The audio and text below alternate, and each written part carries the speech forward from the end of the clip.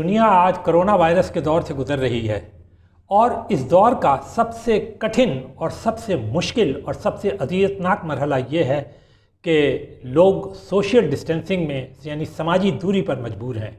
اس کا اندازہ وہ لوگ جو ایک ہی شہر میں رہتے ہیں، ایک دوسرے کے رشتہ دار اور دوست ہیں،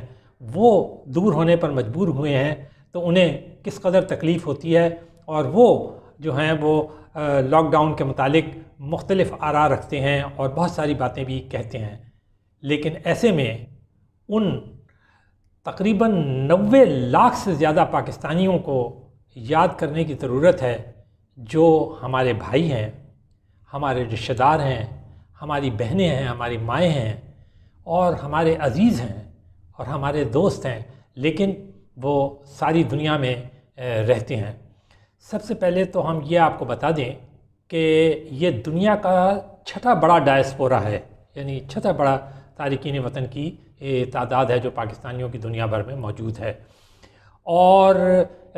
ان میں سے زیادہ تر جو ہیں وہ تو خلیجی ممالک میں رہتے ہیں، یعنی عرب ممالک میں رہتے ہیں، جن کی تعداد تقریباً 47 لاکھ سے بھی زیادہ ہے، اور اس کے بعد برطانیہ میں رہتے ہیں جو 12 لاکھ کے قریب ہے، اور باقی ممالک میں جو کہ امریکہ سے لے کے افریقہ تک پھیلے ہوئے ہیں، جنوب مشرقی ایشیا میں بھی اس میں شامل ہے، وہاں پاکستانی رہتے ہیں۔ آپ اندازہ لگا سکتے ہیں کہ کرونا وائرس کے دور میں جب کہ سارے ممالک کو اپنی اپنی پڑی ہوئی ہے اور وہ اپنے اپنے شہریوں کی طرف توجہ دے رہے ہیں، تو ان تارکین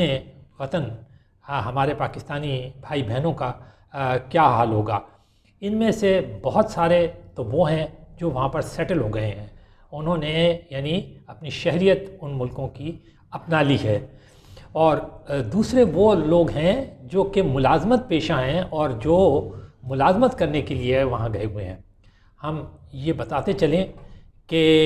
یہ جو اوورسیز پاکستانی جنہیں کہا جاتا ہے،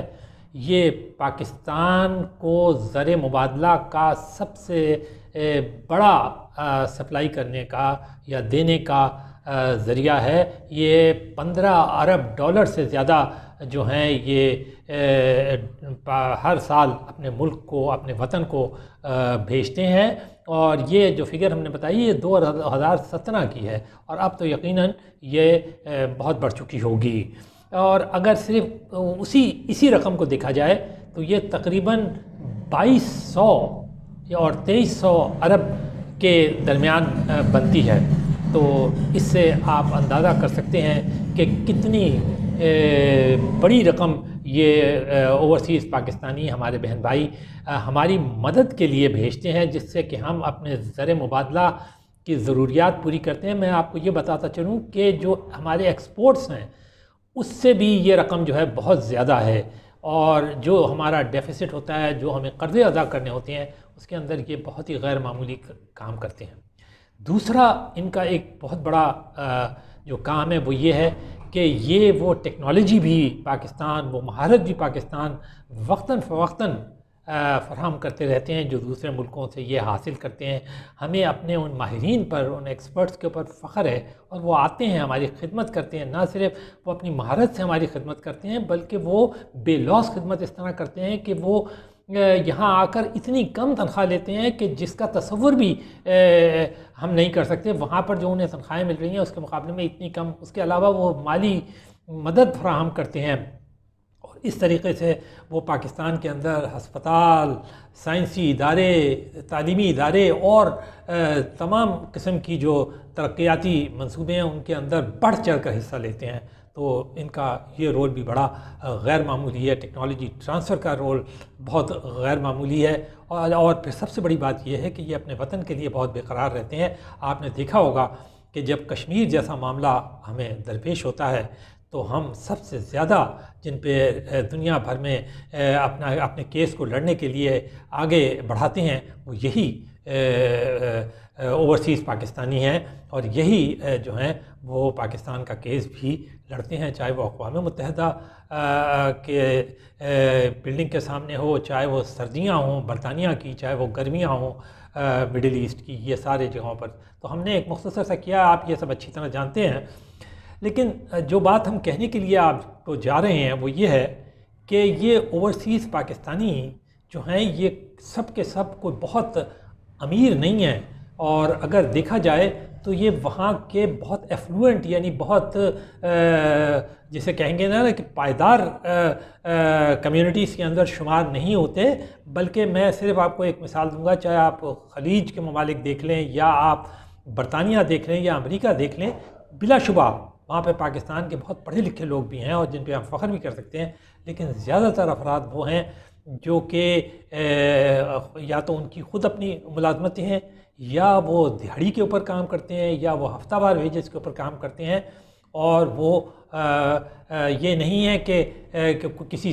سفارش یا کسی رشوت یا کسی اس کے اوپر گئے ہیں، بڑی شدید محنت کر کے یہاں پر لمبی لمبی لائنوں میں لگ کر، بلکہ بہت سارے جو بھی کوئی ان کو ترقی طریقے میسر آئے وہ ان کو اویل کر کے اپنی قابلیت یا صلاحیت، اور کئی دفعہ ایسا بھی ہوا کہ کچھ ایسے ذرائع بھی تھے جو کہ ناپسندیدہ بھی تھے، ان کو بھی اپنا کر وہ ان ملکوں تک پہنچے۔ لیکن بہرحال جو بھی کچھ ہیں وہ اپنے وطن سے بے تحاشا محبت کرتے ہیں، اور آپ نے دیکھا ہوگا کہ اس دوران بھی کرونا وائرس کے دوران وہ جو ویڈیوز بھیجتے رہے، وہ جو خبریں شیئر آپ سے کرتے رہے، وہ زیادہ تر ایسی تھی جس میں وہ آپ کو بتانے کی کوشش کرتے تھے کہ کیسے اس وبا سے نپٹا جائے، کیسے وہاں نپٹا جا رہا ہے، اور وہ آپ کو حوصلہ دینے کی کوشش کرتے تھے۔ یہ تو ہمیں شکر گزار ہونا چاہیے انٹرنیٹ کا اور اس کے مختلف پلیٹ فارمز کا، جیسے واٹس ایپ ہے، میسنجر ہے، اور دوسرے پلیٹ فارمز ہیں جہاں پر ہم ان لوگوں سے دنیا کے آخری کونے تک میں بڑے آرام سے بلکہ مفت کے اندر بات چیت کر لیتے ہیں، وگرنہ ان سے رابطہ کرنا تقریباً ہمارے لیے ناممکن ہو جاتا ہے اس وقت۔ تو ایک تسلی کم از کم یہ ہے کہ یہ انٹرنیٹ کے جو ذرائع ہیں، یہ سوشل میڈیا کے جو پلیٹ فارمز ہیں، ان کے ذریعے اب ہم انہیں دیکھ بھی لیتے ہیں، ان کی خیریت بھی ہمیں معلوم ہو جاتی ہے، ان کی مشکلات کا بھی ہمیں پتہ چل جاتا ہے، اور ہمیں یہ بھی پتہ چل جاتا ہے کہ وہ کس قسم کی زندگی وہاں گزار رہے ہیں۔ تو یہ ایک اس زمانے میں تسلی کی بات ہے کرونا وائرس کے دور میں۔ لیکن دوسری بات یہ ہے کہ آپ نے دیکھا ہوگا کہ چاہے وہ کوئی بھی حکومت ہو، وہ زیادہ تر جو ریلائی کرتی ہے اور زیادہ تر جس بات کو ان کی اپریشیٹ کرتی ہے اور بہت زیادہ آگے بڑھ چڑھ کے باتیں کرتی ہے جس چیز کے متعلق، وہ یہ ہے کہ یہ ہمیں زر مبادلہ فراہم کرتے ہیں۔